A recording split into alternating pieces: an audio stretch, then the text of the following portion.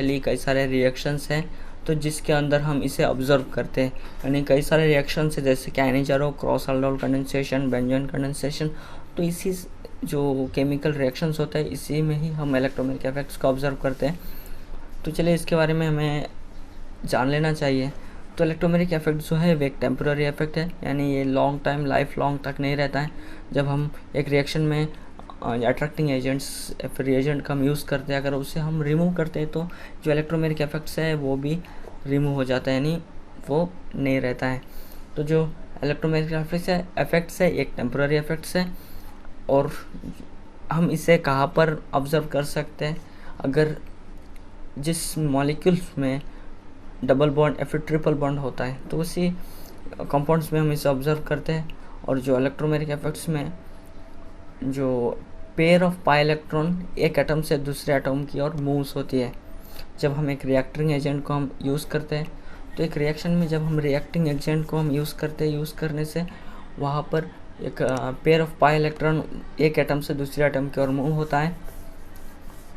और जो एक केमिकल रिएक्शंस होता है तो जिसमें अगर एक हम अट्रैक्टिंग एजेंट इन सभी को हम यूज़ करते हैं तो उससे रिएक्शंस में जो इलेक्ट्रोमैग्नेटिक इफेक्ट्स के ज़रिए वो पोलराइज्ड हो जाता है कंपाउंड्स। फिर अगर हम उस वहाँ से अट्रैक्टिंग एजेंट को रिमूव कर देते हैं तो वो फिर से अपने ओरिजिनल स्टेट में आ जाता है। तो अब जिनको नहीं पता है कि पोलराइज मतलब होता क्या है, तो पोलराइज मतलब एक कंपाउंड्स में जिसमें दो एटम्स के बीच जो बॉन्ड फॉर्मेशन होता है उस बॉन्ड में दो एटम्स के इक्वल शेयर होना चाहिए। फॉर एग्जांपल यहाँ पर एक C double bond O compounds है, सी डबल बॉन्ड ओ है, तो इसमें जो बॉन्ड फॉर्मेशन हुआ है तो इसमें जो बॉन्ड फॉर्मेशन में जो शेयरिंग है इलेक्ट्रॉन शेयरिंग वो सिमिलर नहीं है, क्योंकि जो ऑक्सीजन एंड कार्बन है इन दोनों के इलेक्ट्रोनेगेटिविटी जो है अलग है, ऑक्सीजन का ज़्यादा है कार्बन का कम है, तो इसमें जो बॉन्ड फॉर्मेशन हुआ है वो इक्वल नहीं होता है। तो इसलिए जो ये कंपाउंड्स है ये पोलर कंपाउंड्स है। एंड नॉन पोलर मतलब दो कंपाउंड जिसके बीच इक्वल शेयर होता है इलेक्ट्रॉन्स के, इक्वल शेयर ऑफ इलेक्ट्रॉन्स। तो यहाँ पर कार्बन कार्बन है या फिर आप हाइड्रोजन बॉन्ड्स भी कह सकते हैं, तो जिसमें जो इलेक्ट्रोनेगेटिविटी है दोनों की सेम होती है, जिसके ज़रिए बॉन्ड में भी इक्वल शेयर होता है। तो कंपाउंड्स जो कि इलेक्ट्रोमैग्नेटिक इफेक्ट के ज़रिए पोलराइज हो जाता है, फिर से वो अगर हम अट्रैक्टिंग एजेंट को रिमूव कर देते हैं तो फिर से वो नॉन पोलराइज्ड हो जाता है, या फिर आप उसे ओरिजिनल स्टेट में भी आ जाता है, आप कह सकते हैं।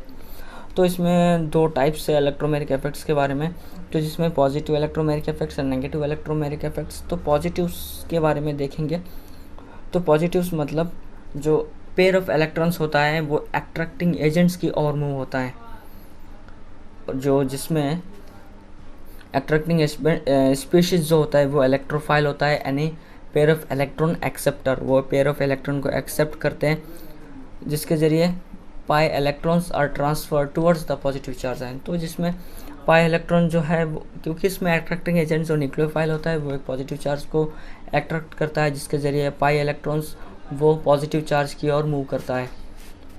तो आप एग्जाम्पल के ज़रिए समझ सकते हैं।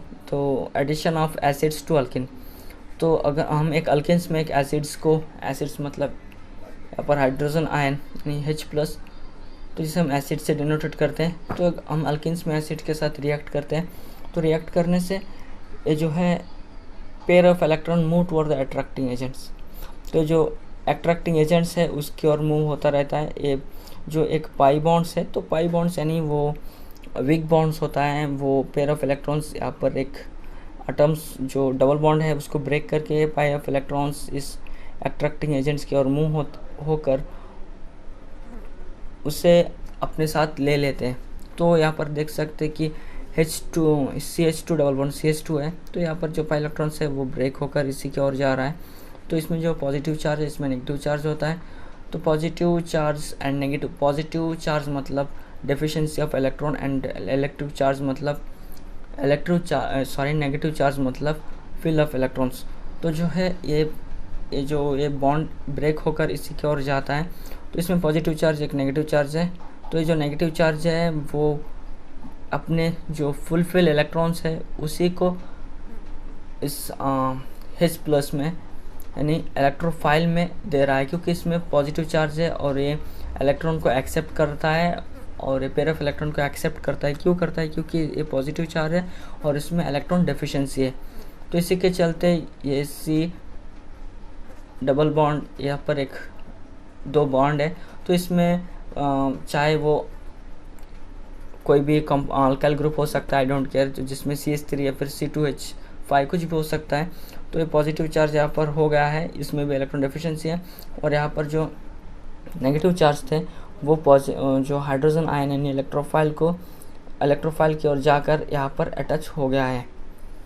तो ये पॉजिटिव नेगेटिव यहाँ पर जो डेफिशिएंसी को और जो फुलफिल थे वो डेफिशिएंसी को भरपाई कर दिया है।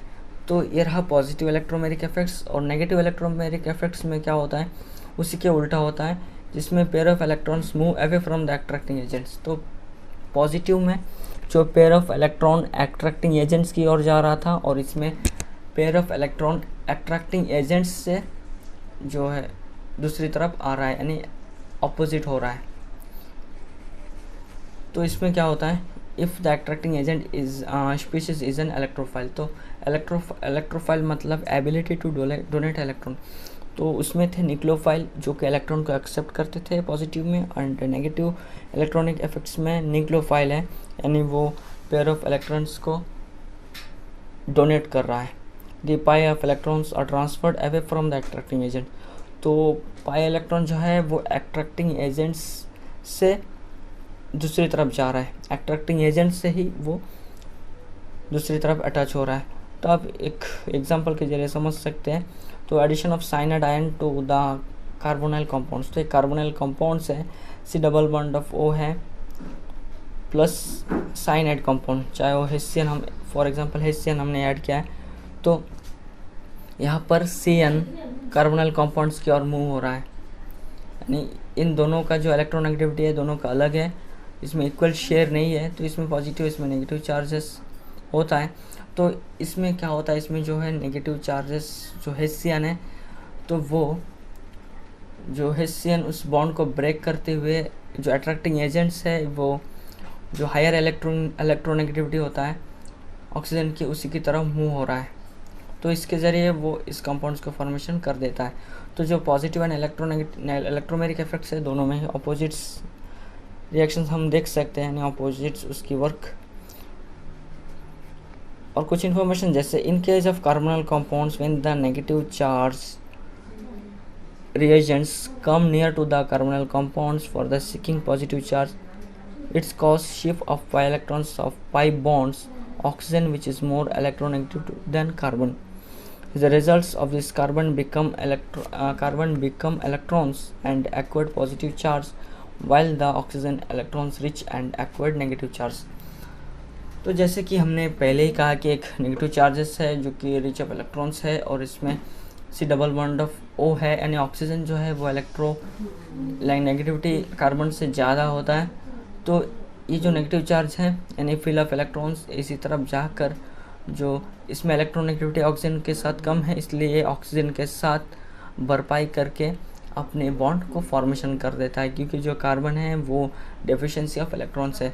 तो आप यहाँ पर देख सकते हैं जो CN है, CN जाकर कार्बन के साथ बॉन्ड फॉर्मेशन कर दिया है, और ये जो यहाँ पर जो डबल बॉन्डेड थे वो ब्रेक हो गया है। तो दोस्तों उम्मीद करता हूँ कि आज की इस वीडियो आपको पसंद आएगा। वीडियो पसंद आए तो लाइक करें।